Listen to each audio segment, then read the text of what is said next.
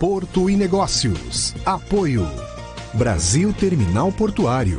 Acreditar e inovar. Eldorado Brasil. Modal GR. Tecnologia, inovação e resultados. Praticagem de São Paulo. Segurança, tecnologia e produtividade a serviço do Brasil.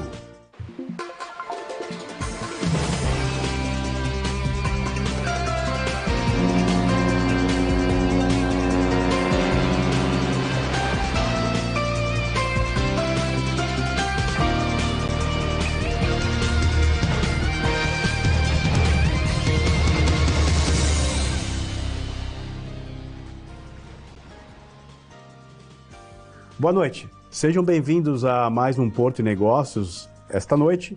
Hoje estou com Felipe Queiroz, diretor da ANTT, Agência Nacional de Transporte Terrestre, para falar de um importante tema que é a ligação dos portos com as suas interlândias. Boa noite, Felipe, seja bem-vindo ao Porto e Negócios. Prazer recebê-lo com um tema que nem sempre está no programa, que é a parte terrestre da nossa logística, do nosso mercado de transporte de cargas, enfim. Boa noite, Técio. Boa noite a todos. Obrigado pelo convite. É um prazer estar aqui, podendo falar do nosso setor. Para o pessoal que está mais conectado com o porto, mas sempre reforçando que o porto vive do terrestre e vice-versa. A carga que chega e que sai do porto, ela vai passar por um modo terrestre, seja o rodo ou o ferroviário, vai chegar por um dos dois. Então, acho que essa sinergia ela é inevitável. O tema, a gente fala muito da importância do acesso terrestre, né? Principalmente quando a gente enxerga gargalos logísticos dos portos, né? Hoje, quando a gente calcula capacidade portuária, a gente usa aquele tripé, né, da capacidade de berço, capacidade de canal, capacidade de estoque, né? Ou seja, o quanto que eu consigo armazenar dentro da área portuária, e a minha relação com a interlândia, né? Os meus acessos pelos gates e, obviamente, pelas vias de acesso ao porto. A casa é santista, né? A gente vem discutindo muito o colapsamento, né? Do sistema Anchieta Imigrantes, com soluções já claras, discutidas por técnicos e pelo nosso setor, que é a terceira descida, o terceiro acesso rodoviário para a Baixada Santista, né? Lembrando para o nosso espectador que a gente tem a Imigrantes Anchieta, duas descidas ferroviárias, né, que é a Livre Aderência e a Cremalheira, e o porto bate recorde atrás de recorde, sistema Anchieta Imigrantes engargalado, e o governo do estado aqui discutindo tirar esse projeto do papel. Como é que a NTT suporta, né, essas iniciativas? E aí nós podemos abrir o leque para o Brasil todo, né? Vamos buscar exemplos em outros portos, do papel da NTT nesse importante momento que é a modelagem das concessões e trazer o privado para investir de fato na infraestrutura. Bacana, tema super importante. Acho que a primeira abordagem que eu gostaria de trazer é uma visão da importância dos acessos no aspecto logístico. Logística é uma dinâmica de rede. E aí, quando a gente transforma isso em gráfico, você vai lá os nós, os links, e você faz análise de vulnerabilidades dos links e nós mais vulneráveis para você ter uma atenção especial. E os acessos são sempre links ou nós muito vulneráveis, sob pena de, se não bem cuidados, comprometerem toda a eficiência da rede. Que é o que eu quero dizer com isso, por exemplo, o nosso sistema ferroviário que chega ao Porto Santista, ao Porto de Santos. De nada adianta todo o investimento serra acima, se, ao chegar na ferradura, a gente não tiver uma eficiência operacional que distribua e aloque bem essa carga. Esse investimento lá acima vai ser improdutivo porque não vai gerar a produtividade e as externalidades esperadas com ele. Então, assim, acesso é um ponto fundamental. Eu ousaria dizer que se a gente tivesse que optar entre acesso e outra parte da malha, o acesso deveria ser prioridade. Dito isso, como que eu acho que é uma forma bacana do poder público atuar, então eu vou expandir um pouco mais do trabalho da NTT. Você sabe, enfim, eu estou há 2 anos na NTT, mas fiquei 8 anos na administração direta, formulando política pública, e depois volto um pouco para a visão da NTT, porque eu acho que é importante a gente ter essa visão mais ampla. E uma palavra-chave, eu acho que nesse processo é governança. E aí, governança é uma palavra que serve para muitas coisas, a gente precisa colocar as lentes certas aqui para esse contexto. Então, a primeira lente que eu queria trazer para a palavra governança nesse contexto do acesso é a governança do planejamento setorial, o planejamento de logística e transporte, para que a gente possa identificar, então, quais são os nós, quais são os gargalos, quais são os links vulneráveis, a partir de um planejamento típico de transporte, modelagem ali 4 etapas, né? Para quem lembra bem, você estima a projeção de carga, você distribui isso e aloca na rede e você vai fazendo toda a avaliação de onde você tem oportunidades de melhoria. E aqui cabe destacar uma evolução que a gente tem nesse processo do ponto de vista da capacidade potencial do poder público. Eu lembro que em 2012, salvo engano, saiu um acórdão do TCU, onde ele criticava que o PNLP, que era o Plano Nacional de Logística Portuária à época, não conversava com o Plano Nacional de Logística, na época era PNLI, eu acho, Plano Nacional de Logística e Infraestrutura, que hoje é o PNL. E de fato, na época, a Mariana Pescatório, secretária executiva do Ministério de Portos e Aeroportos, estava na Secretaria Especial de Portos e eu no Ministério dos Transportes, ambos na área de planejamento, e a Mariana, ela constituiu um grupo de trabalho onde a gente começou a dar ali, tomar providências para identificar os problemas e construir soluções. E aí a questão era muito séria, do ponto de vista de governança. Trazer coisas aqui que parecem absurdas, mas era o que se constatava. Por exemplo, dados de projeção macroeconômica dos dois planos eram diferentes. Sim. Ou seja, para um plano, o tinha Brasil... uma projeção de PIB, para o outro tinha outra projeção de PIB. Com elasticidade diferente. E no nosso caso, que eu estava na época na parte de transporte no PNLI, Porto tinha capacidade limitada. Então, na hora que a gente alocava e distribuía a carga, a gente não considerava a capacidade dos portos. E isso, logicamente, gera um problemaço, porque os portos têm capacidade, se você estoura a capacidade de um nó, que é esse porto, você deve calibrar o modelo para ele redistribuir esse excedente para outros portos. Então, esse era o cenário da época e hoje isso já não é mais verdade. Então, acho que um ponto aqui, uma boa notícia é que hoje existe uma governança do ponto de vista de planejamento muito madura. Inclusive, se eu não me engano, no governo anterior, essas premissas macroeconômicas eram definidas em decreto do Ministério da Economia, Isso. Dizendo, todo mundo que for trabalhar com projeções estatísticas baseadas em indicadores macroeconômicos, esses são os parâmetros que o governo deve usar. É isso, e aí todo mundo usa isso, né? Acho que eu gosto de dizer que a gente não tem que inventar a roda, né? Exato. É só fazer o básico bem feito.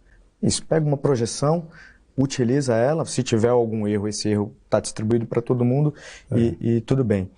E hoje esse planejamento é integrado. Então, assim, já há algum tempo a gente tem um sistema de planejamento integrado. Que é o Plano Integrado de Transportes, né? O PIT. Isso, o PIT, que é uma lógica, se eu pudesse representar numa teoria de conjuntos, é uma lógica onde o PIT é um conjunto universo, dentro dele você tem outros conjuntos que tem um plano estratégico, que é o PNL, que é desdobrado em subconjuntos que são os planos setoriais. Exato. Então, obviamente, que em algum momento você precisa verticalizar no planejamento pelas características específicas de cada modo e cada setor.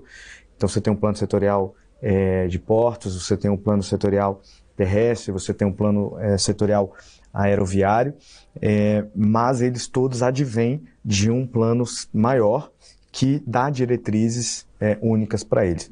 Então, acho que o primeiro ponto é esse, né, para a gente falar sobre gargalos, identificar essa questão da governança. E depois, a atuação que a gente tem tido, aí já olhando mais a gestão agora, uma coisa é planejar, a outra é você executar o planejamento.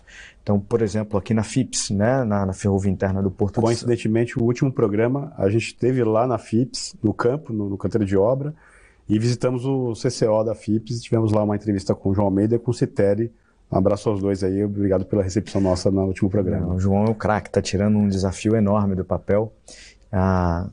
Havia, ainda há alguma desconfiança, mas ele tem demonstrado o modelo em si, né? Desde a constituição do modelo, você participou disso, quando estava lá na presidência do Porto de Santos, e agora a execução dos investimentos, que é um desafio bastante expressivo. Mas voltando ao modelo de governança da FIPS, por exemplo, então é um modelo complexo do ponto de vista de governança. Veja, você tem a autoridade portuária, você tem a ANTAC, e por estar dentro da poligonal do Porto, a fiscalização são dessas duas instituições, mas ambas não têm a capacidade técnica para olhar ferrovia. E aí se associa a NTT, Agência Nacional de Transporte, qual eu represento, para que a gente, através de uma cooperação técnica, possa fazer essa troca, esse repasse de conhecimento. Isso começou em 22, a gente foi através de um acordo de cooperação técnica que já passou por um aditivo em dezembro do ano passado, e os trabalhos vêm ocorrendo de maneira muito interessante. Isso é importantíssimo, essa cooperação técnica entre as agências, né? A gente faz análise das bases de dados da movimentação de cargas, né? E a grande dificuldade é como é que você integra as bases, né? Para o nosso espectador ter clareza, a gente tem uma base que chama ComexStat, que é a base da importação e exportação. Você tem dados ali no nível de uma granularidade super específica por tipologia de carga. Esse banco de dados, ele consegue conversar de alguma forma com o banco de dados da ANTAQ, mas na hora que eu bato no banco de dados da NTT, por exemplo, de modal ferroviário, a base é específica da NTT, né? Você tem lá um conjunto lá, não passa de, sei lá, 60 linhas dos itens que são transportados nas ferrovias, né? E a gente fez um trabalho de linkar essas tipologias de carga com os SH4s, né? Com os NCMs das cargas. Mas assim, às vezes em madeira no transporte ferroviário, mas essa madeira está em tora, está em viga, é uma madeira de fato para consumo em caldeira, ou a gente perde essa informação. E o que me chamou a atenção é a lógica da nomenclatura dos eixos ferroviários, né, das concessões e das estações, né, porque e aí é aquela coisa, eu visto aqui, todo mundo ferroviário eu conheço bem, navego bem, todo mundo portuário tem a mesma, né? Quando a gente faz essa junção, ela é importante para, inclusive municial, né, o planejamento, com visões integradas, né? Então, a gente tem uma dificuldade de classificar o para origem e destino, né? Aqui em Santos nós temos 3 estações ferroviárias. E aí, quando a gente começa a integrar a base, significa cada estação tem que estar linkada com uma margem do porto, ou um ponto no porto, ou o porto em si, né? E aí só quem sabe disso é quem entra no detalhe do dado, né?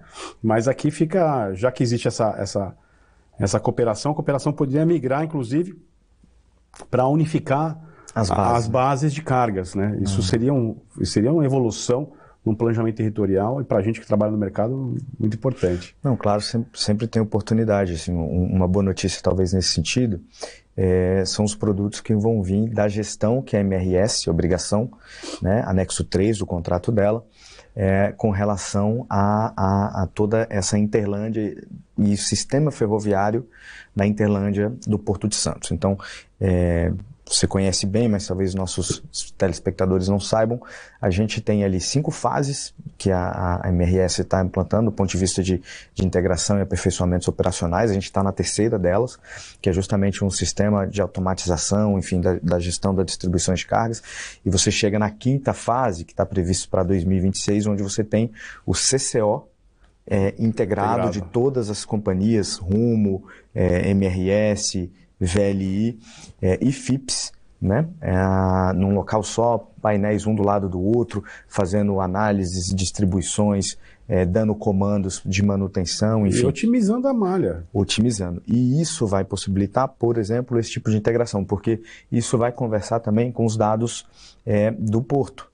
Porque para onde que você manda uma composição, quando você manda uma composição, vai estar conectado com a demanda ali dos terminais. O terminal precisa, vai carregar ou descarregar qual tipo de carga. E aí você manda a composição específica no time específico, né, para, enfim, otimizar a sua infraestrutura. Isso retroalimenta o PIT, né, o sistema de planejamento. Isso. Porque muito no passado, né, quando a gente faz uma avaliação crítica sobre projeção de demanda, além da questão das variáveis explicativas de PIB, de câmbio, população, existiu o grande problema de você fazer projeções de demanda olhando para o passado e achando que aquela demanda vai continuar crescendo. Então, por exemplo, quando a gente fala de celulose, a celulose cresce, mas cresce por ampliação de plantas industriais e cresce em degrau.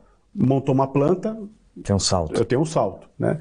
E e é uma demanda totalmente inelástica, ela não vai sair daquele porto e vai ser disputada para outro porto, né?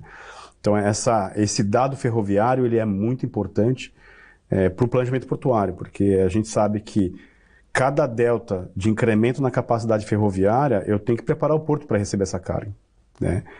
E se eu não preparo, eu começo a criar o que está acontecendo hoje, por exemplo, em alguns segmentos portuários de colapsar a operação portuária, de fato.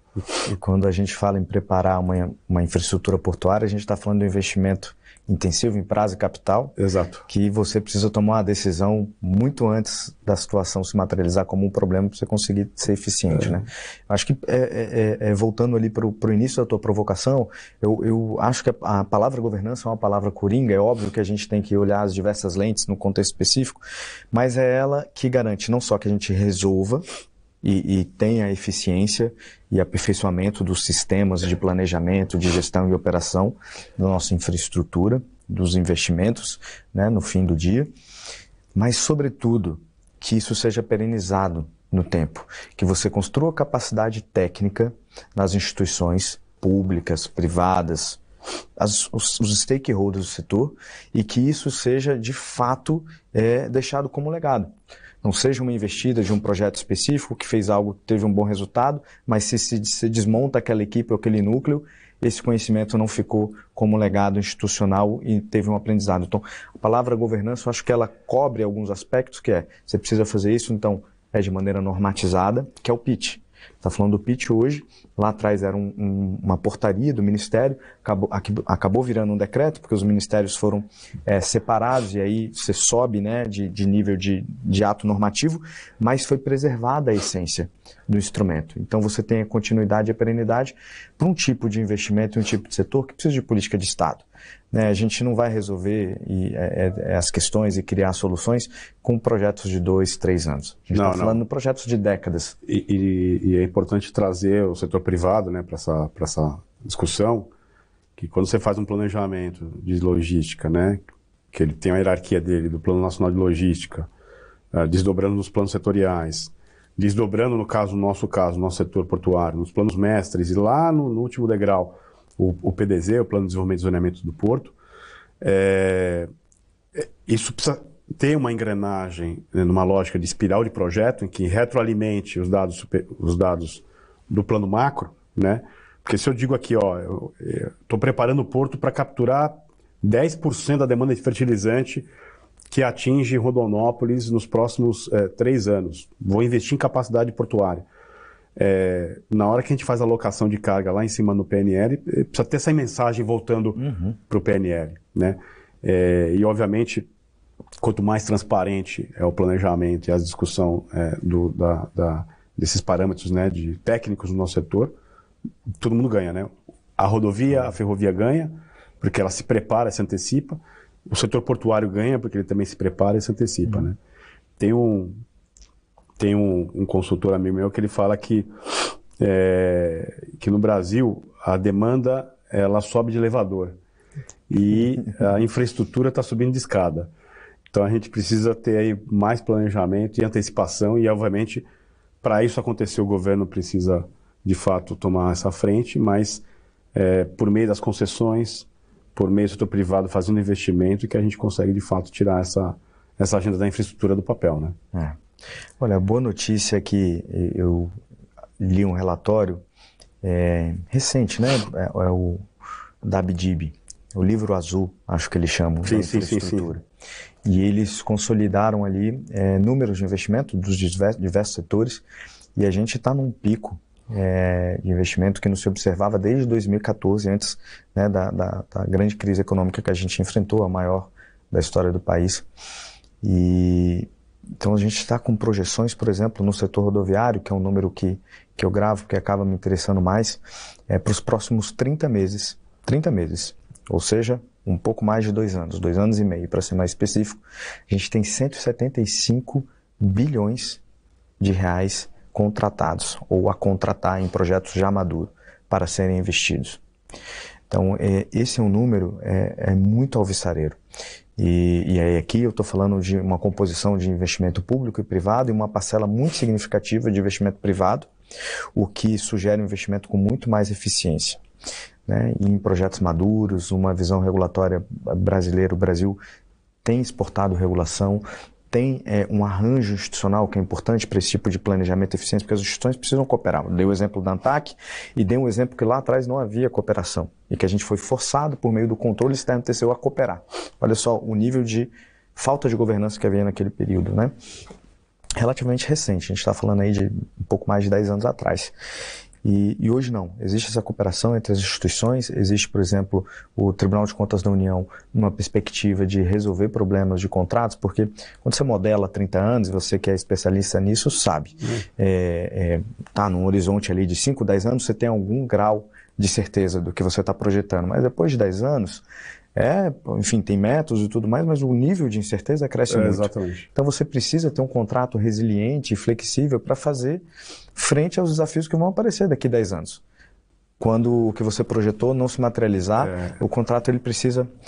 O contrato precisa trazer esses gatilhos de razoabilidade, né? Sim. Você está falando da questão o contrato é feito para durar 35 anos, mas a realidade econômica, as condições do entorno não são voláteis, né? Isso que eu não estou entrando na questão do VUCA, do BANI, que são os conceitos aí de planejamento, o BANI criado depois da pandemia, né? E é engraçado que quando eu faço análise portuária, a análise para decisão, não para conta, para conta inclusive, eu foco nos últimos 3 anos. Né? E normalmente quem é estatístico, ele gosta de série histórica de 10 anos. Só que depois da pandemia, séries históricas perdem um pouco da razão. Né? Justamente indústrias deixaram de existir, economias deixaram de existir pós-pandemia. Né? Migraram de cidade. Quando você coloca uma celulose dentro de uma cidade nova, né? No caso de Bracel lá em Lençóis Paulistas, ou Arauco lá agora investindo em Inocência no Mato Grosso do Sul, é um boom de injeção de capital. Ou seja, fazer projeção do antes e depois da indústria, ali foi uma disrupção econômica. Né? Como é que a gente leva isso para o planejamento portuário, para o planejamento logístico terrestre e para os contratos de concessão? É uma tarefa complexa. Né? Mas eu queria abordar as ferramentas que, antes do programa, você trouxe para mim alguns ferramentais que a NTT está utilizando para fazer a gestão contratual e as novas concessões. A gente vai abordar isso no segundo bloco e a gente faz um rápido intervalo e volta daqui a pouco com o Felipe Queiroz, a NTT, para falar dessa integração do setor portuário com o setor terrestre, a rodovia e a ferrovia.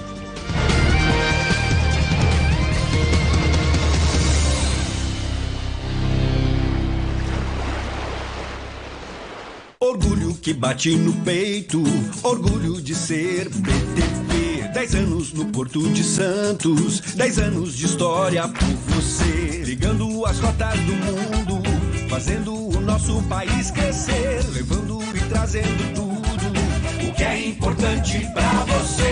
Orgulho que bate no peito, orgulho de ser BTP. 10 anos no Porto de Santos, 10 anos de história por você. Os terminais TEG, TEAG, TES são líderes na movimentação de grãos nos portos da Baixada Santista. Eles contam com uma diversidade de cargas como soja, farelo de soja, milho e açúcar. Com uma estrutura moderna que garante operações eficientes, seguras e sustentáveis, os terminais planejam embarcar 18 milhões de toneladas em 2024, gerando mais de 1.500 empregos na região. TEG, TEAG, TES, um elo logístico essencial para a cadeia do agronegócio. Olá, tudo bem? Hoje o Minuto Porto e Negócios vai falar sobre como a Power BI tem revolucionado o setor portuário. Ferramenta tecnológica utilizada para integrar dados de múltiplas funções, como sistemas de gerenciamento portuário, sensores de monitoramento e informações logísticas, a Power BI permite que sejam criados dashboards e relatórios interativos, que oferecem uma visão detalhada e abrangente das operações do setor. A Modal GR, sempre na vanguarda das soluções tecnológicas, trabalha com a Power BI e oferece aos clientes análises preditivas e decisões baseadas em dados, o que permite que profissionais do setor tenham insights valiosos para a tomada de decisões estratégicas, garantindo assim maior eficiência nas operações, gestão eficaz de recursos e fomento à inovação no segmento. Este foi o nosso Minuto Porto e Negócios. Até a próxima. Tchau! Apoio Modal GR, tecnologia, inovação e resultados. Com uma rede global de 14 terminais próprios e joint ventures, a Stolthaven Terminals tem como missão entregar valor a seus clientes através da operação de terminais de última geração, que complementam as capacidades de suas empresas irmãs, Stolt Tankers e Stolt Tank Containers, garantindo a interface Ship to Shore. São aproximadamente 5 milhões de metros cúbicos de armazenagem e distribuição de líquidos a granel de classe mundial. A Stolthaven Terminals também está presente no Brasil, com um terminal em Santos.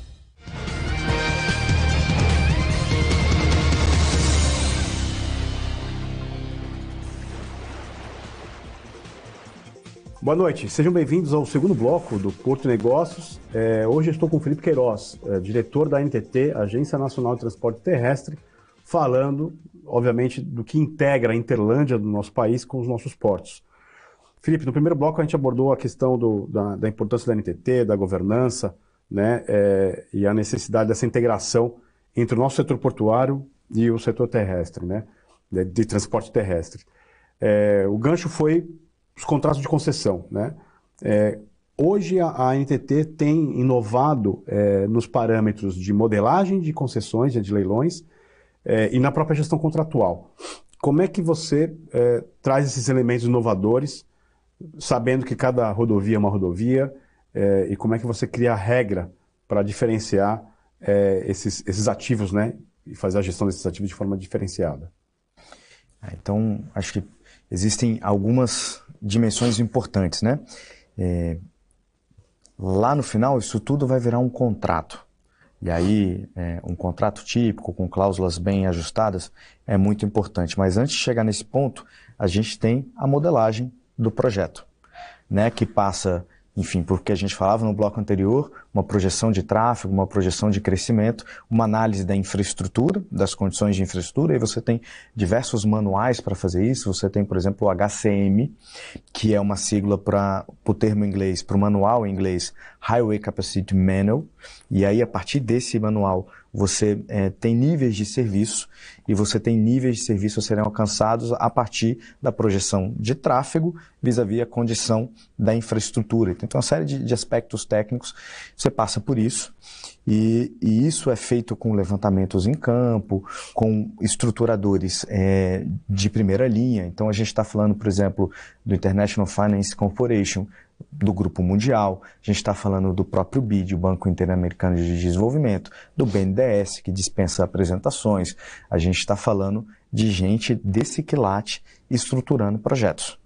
E aí o HCM ele traz, por exemplo, a questão do nível de serviço de uma rodovia. Sim. Né? Então, para o nosso espectador entender, esses níveis são classificados aí de A a F e tem correlação direta à quantidade de veículos que passa por faixa, por estrada durante as 24 horas, né, e justamente nos períodos de pico. E aí, buscando o gancho da sistema Anchieta Imigrantes, para quem sobe muito a serra e desce muito, sofre com esse nível de quantidade de veículos por faixa por hora. Hoje, esse SLA, né, ele cria gatilhos no contrato para você fazer ampliação de capacidade na infraestrutura, ou seja, duplicar uma rodovia, triplicar uma rodovia quando você está topado na capacidade e, obviamente, batendo na qualidade do serviço. No planejamento do contrato isso é feito, é projetado e é muito importante. Então você já tem ciclos de investimento hoje na nossa estruturação.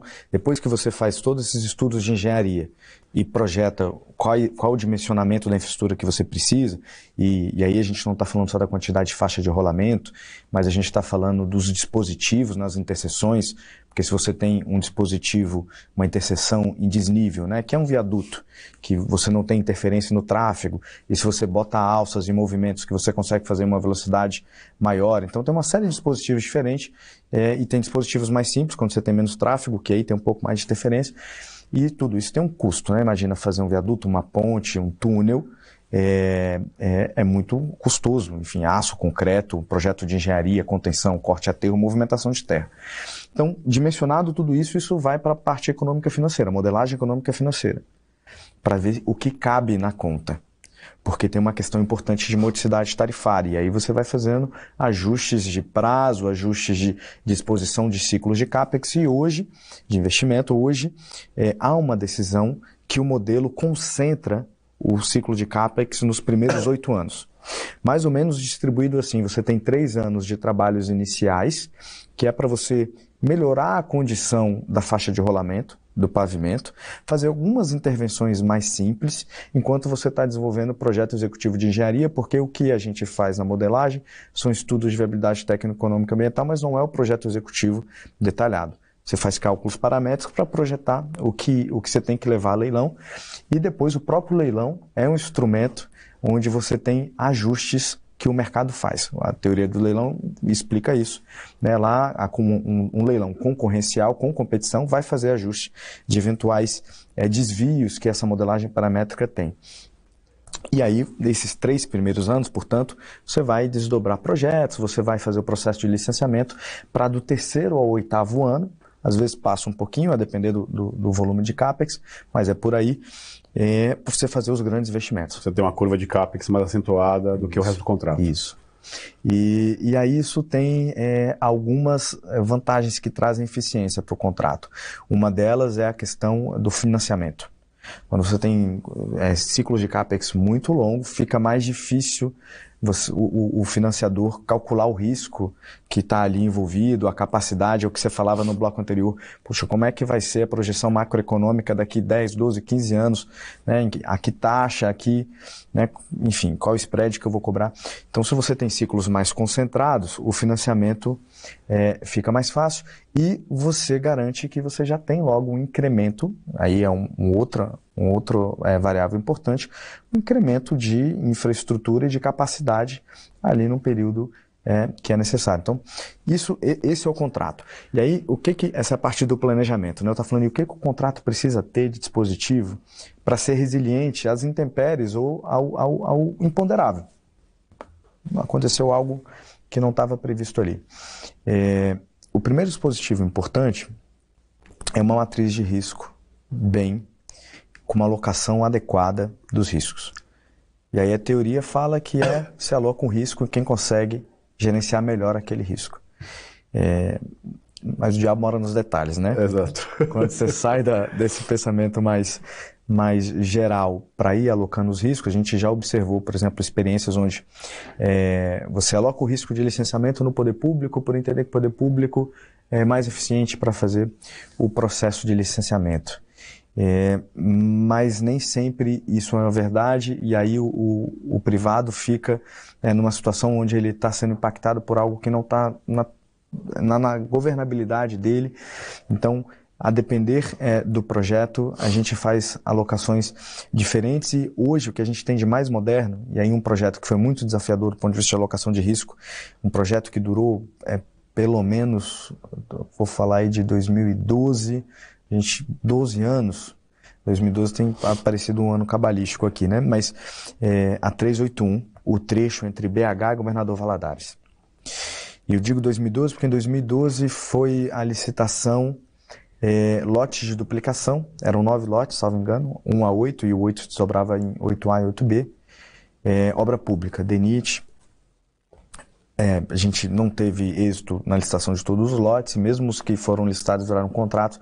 No final a gente teve problemas na execução do contrato, porque a geotecnia da região é um grande desafio, e depois teve outras questões, né, que se sucederam, como questões macroeconômicas, enfim, Lava Jato, que acabou pegando em cheio empreiteiras. Então foi uma cesta de fatores que... Tempestade perfeita. E aí depois a gente veio para ciclos de modelagem para concessão do trecho. E aí muitos conhecem a história, a gente só conseguiu leiloar esse ano, 2024, por isso 12 anos. E um dos principais pontos que tinha ali, tinha uma questão da parte inicial, de CAPEX subdimensionado e tudo mais, mas o principal era a alocação de risco, porque o privado falava assim, eu não consigo lidar com o risco da geotecnia do trecho, porque deixa de ser risco e passa a ser quase uma incerteza. O volume de taludes que tem lá, o volume de chuvas, né? A gente está num momento onde a questão climática isso, eu estava falando de séries, as séries climáticas que você trabalhava com dimensionamentos para eventos extremos que aconteciam a cada 10 ou a cada 15 anos, agora acontece todo ano, de 2 em 2 anos. Aqui em Santos, o tempo de porto fechado por FOG dobrou em relação ao ano passado. As ressacas no Rio Grande do Sul é um exemplo aí. Tá aí, São Sebastião. Então era isso. E aí o que a gente fez foi criar, então, na matriz de risco, uma melhor alocação do risco geotécnico. Então você tem ali uma obrigação do incumbente de fazer um diagnóstico, um inventário, e a partir do que está nesse diagnóstico, se você tiver uma variação de 10% para mais ou para menos, o que passar até 10% é risco dele. A gente acha que o contrato consegue absorver isso e ele considera isso no bid dele, mas o que passar disso você começa a compartilhar com o poder público 50-50. Uma pergunta, eu já convivi com muitos amigos do setor de seguros, né? Não é seguro de carro nem de casa, é seguro para projetos de infraestrutura, né? Vocês já pensaram em algum momento a chamar esse setor de securitização da infraestrutura? Você tem empresas aí famosas no mercado que atuam nesse setor, de trazer eles no processo de modelagem e entender o que é possível eles contribuírem com a mitigação e, no final do dia, o que não é mitigável, você cria um prêmio para aquele risco. E esse prêmio, ele entra na modelagem, inclusive, eu estou viajando agora já aqui, né? Você pode pegar uma percentual do ágio desse leilão para ir para um escrow account, uma conta que banca o prêmio desse risco específico que nem o privado consegue absorver, não é interesse do setor público, mas está monetizado e está protegido por uma pólice.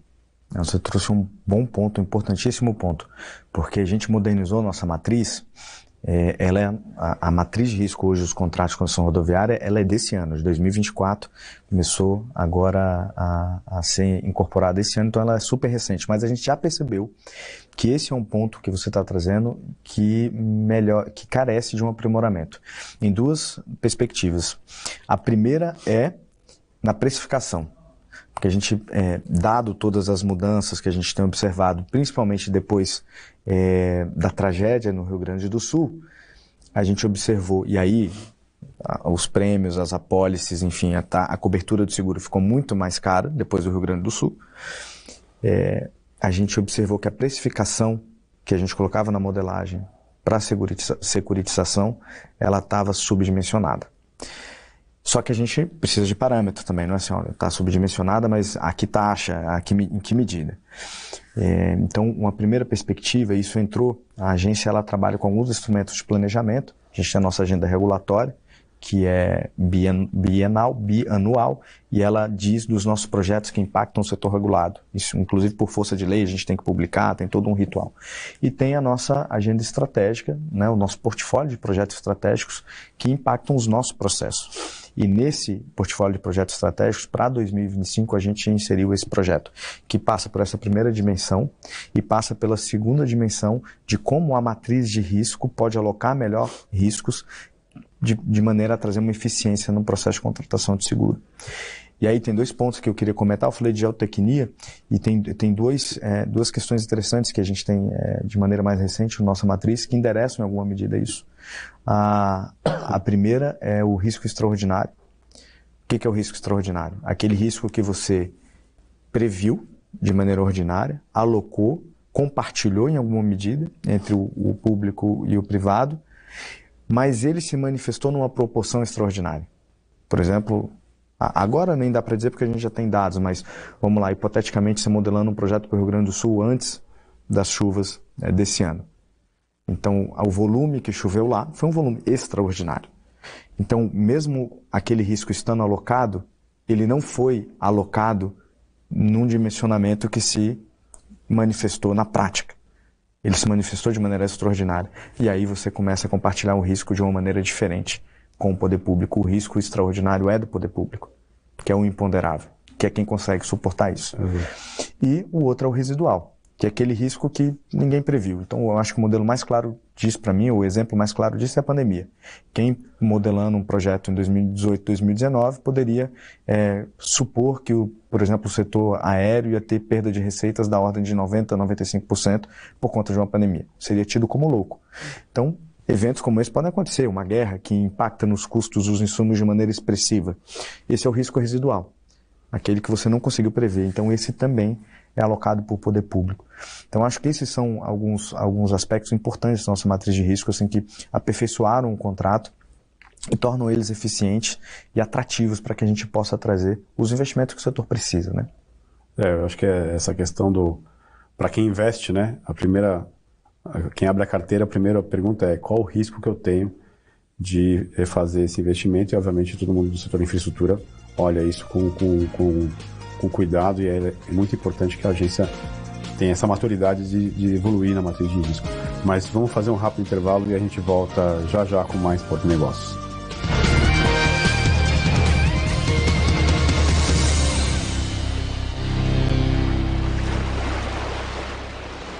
Orgulho que bate no peito, orgulho de ser BTP. 10 anos no Porto de Santos, 10 anos de história por você. Ligando as rotas do mundo, fazendo o nosso país crescer, levando e trazendo tudo o que é importante pra você. Orgulho que bate no peito, orgulho de ser BTP. 10 anos no Porto de Santos, 10 anos de história por você.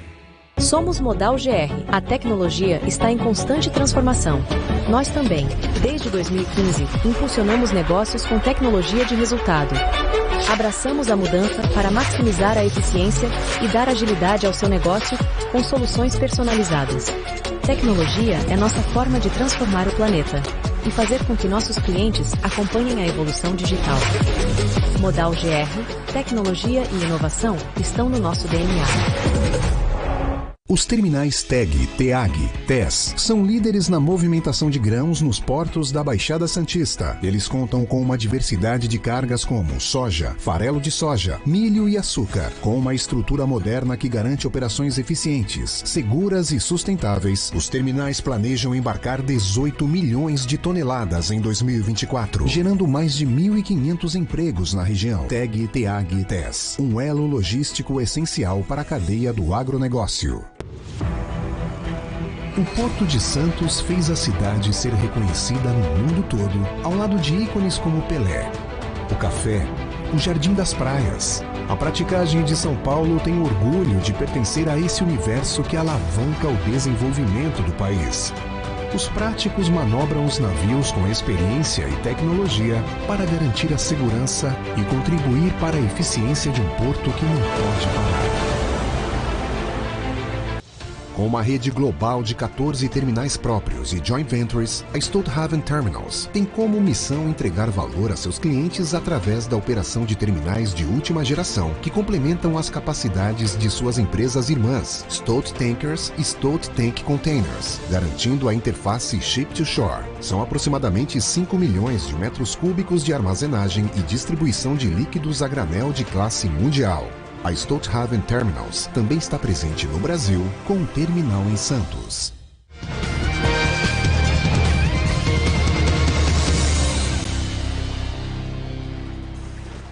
Boa noite. Sejam bem-vindos ao último bloco do Porto Negócios essa noite. Hoje estou com Felipe Queiroz, diretor da ANTT, Agência Nacional de Transporte Terrestre. Para o último bloco, deixamos um ponto super importante. Nós terminamos o segundo bloco falando de risco. E o risco climático, ele é, obviamente, algo que está preocupando todos os investidores e todos os operadores de logística e infraestrutura.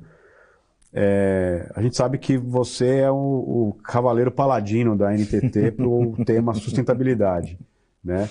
É óbvio que todas as corporações hoje de forma proativa em função das questões climáticas, vem tomando essa postura mais... se colocar à frente para a mudança, né, da cultura.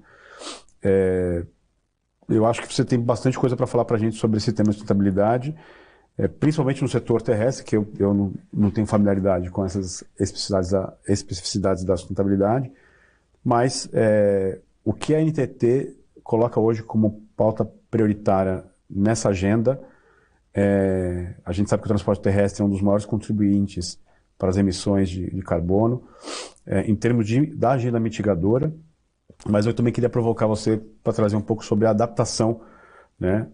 Terminamos o bloco falando do Rio Grande. Rio Grande ali aconteceu, né? O que os portos podem fazer para se adaptar a essa nova lógica? O que o setor terrestre, de transporte terrestre, está fazendo para olhar a agenda de mitigação e de adaptação? Olha, o primeiro ponto aqui é dizer que essa é uma agenda estratégica para a agência.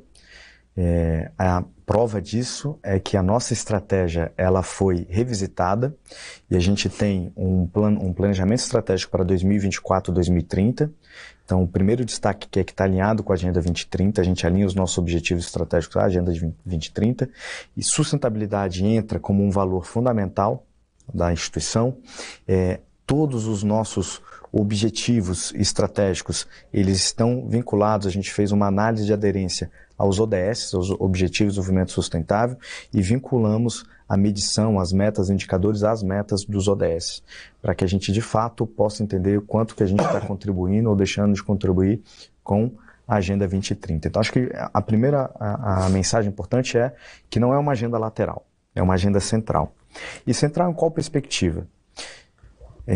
Tem uma perspectiva talvez mais intangível e de valores, ainda mais se tratando de uma instituição pública, que você mencionou um pouco na introdução do bloco, que o Brasil tem um desafio, né, de descarbonização, de mitigação, que passa pela sigla em inglês, né, do LULUCF, que é o uso da terra, né, se a gente traduzisse de maneira direta para o português, né, a gente tem as nossas emissões que vem aí cerca de 60% de uso e manejo da terra. Então essa é uma agenda que não compete ao nosso setor. Quando a gente olha para o nosso setor, a gente vai ver a parte energética. A gente tem uma matriz elétrica limpa, talvez uma das mais limpas do mundo, aí chegando a quase 90% Sim. de energia renovável. Isso vai variar um pouco quando tem seca, você despacha um pouco mais de térmica e tal. Sim. Mas eu acho que essa não é uma questão para o Brasil que se impõe. O que se impõe do outro ponto de vista são as movimentações. Quais são a fonte de combustíveis que a gente usa para as nossas movimentações, deslocamento logístico, e aí você destacou o setor de transporte terrestre. Apesar de participar 65% rodoviário, por exemplo, na matriz de transporte, quando você olha a participação, a contribuição dele para a emissão, a gente passa dos 80%, 85% das emissões, ou seja, é um setor intensivo em emissões, e aí você tem o setor ferroviário que vai participar aí 15% a 20%, dependendo do número que você utilizar, só que vai emitir só cerca de 5%. Então você tem essa questão do ponto de vista de política pública, de externalidade de eficiência, de migrar a matriz. Esse é um primeiro ponto. Só que essa é uma visão um pouco mais, talvez, quase que romântica, talvez, do assunto de mitigação. É difícil de transformar em objetivos e projetos mais ligados à competência da agência. Mas a gente sabe desse contexto, e esse contexto ele é fundamental para justificar e motivar as nossas decisões. E é uma outra visão, uma visão pragmática, que aí tem a ver com o nosso dia a dia, que é modelagem e gestão do contrato.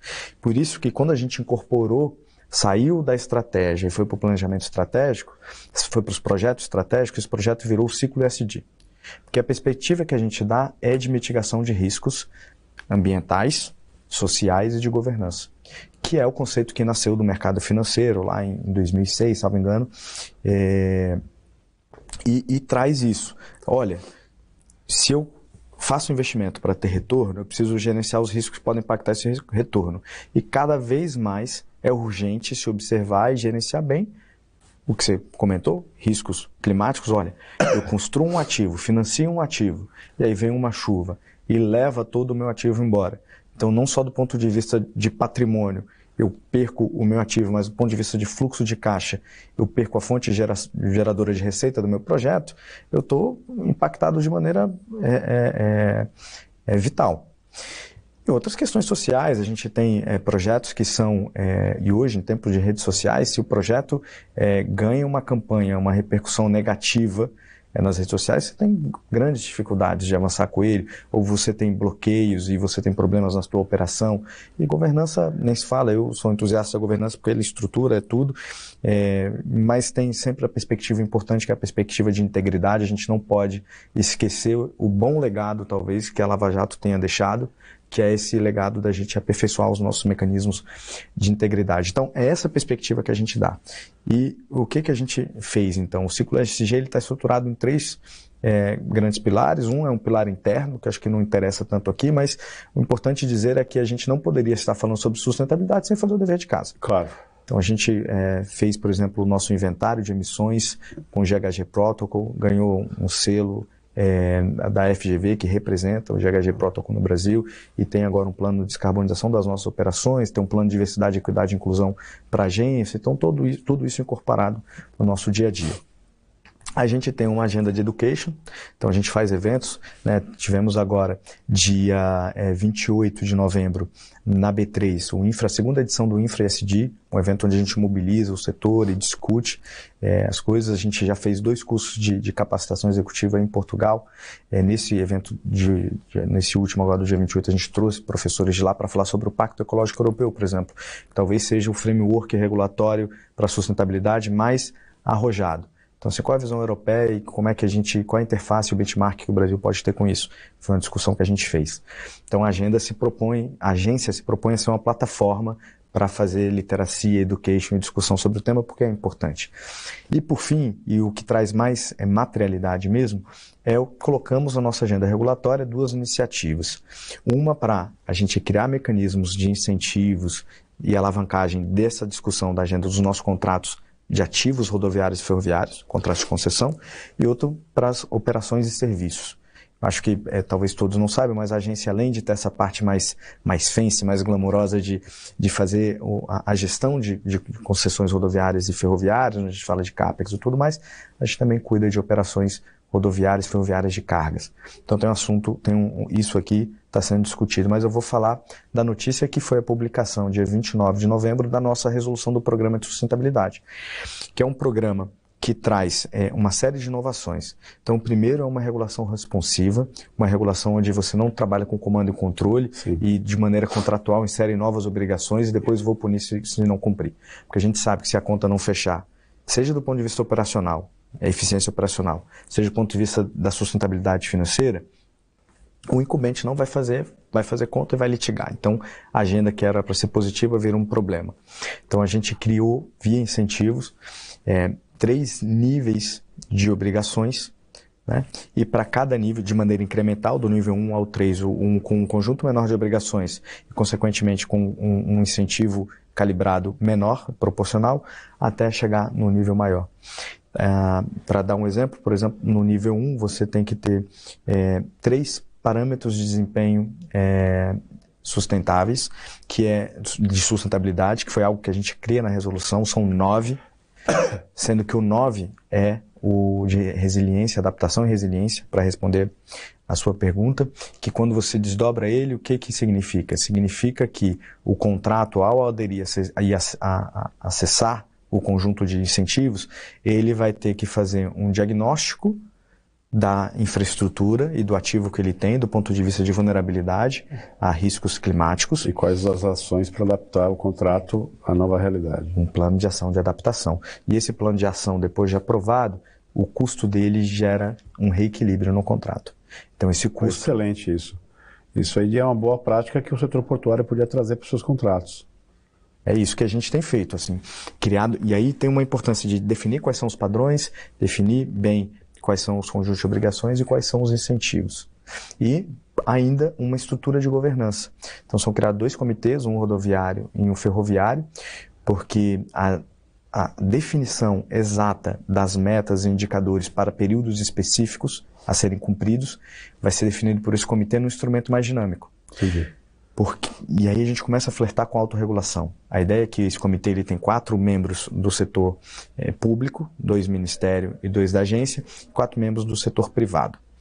E a primeira proposta, a ideia é que venha do setor privado. Então, traga a sua proposta para definir indicadores e metas para um período específico, porque a gente já definiu que são as diretrizes, que são os parâmetros de desempenho sustentável alocados nesses 3 níveis.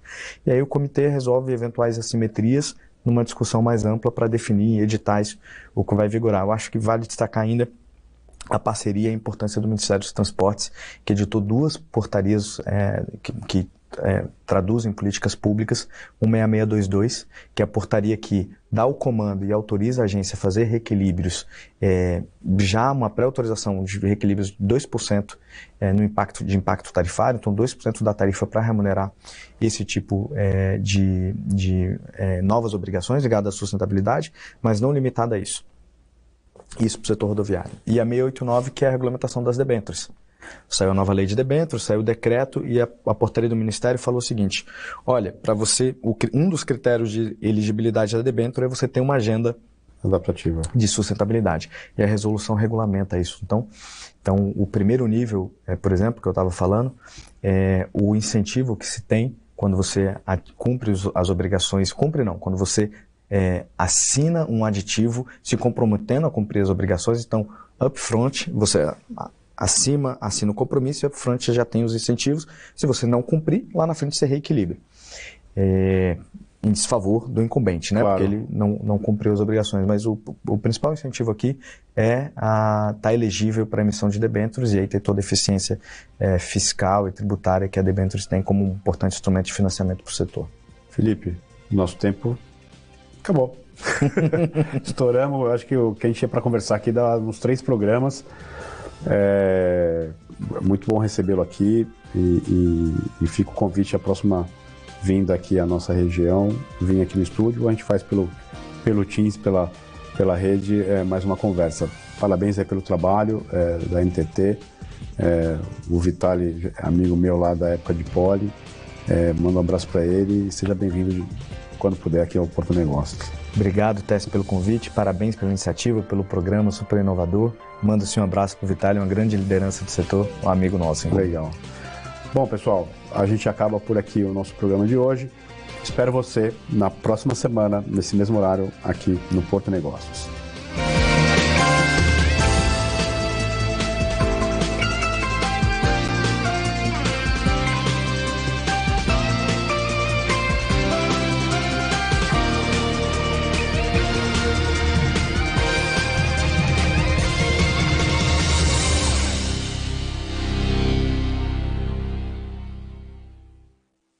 Porto e Negócios. Apoio. Brasil Terminal Portuário. Acreditar e inovar. Eldorado Brasil. Modal GR. Tecnologia, inovação e resultados. Praticagem de São Paulo. Segurança, tecnologia e produtividade a serviço do Brasil.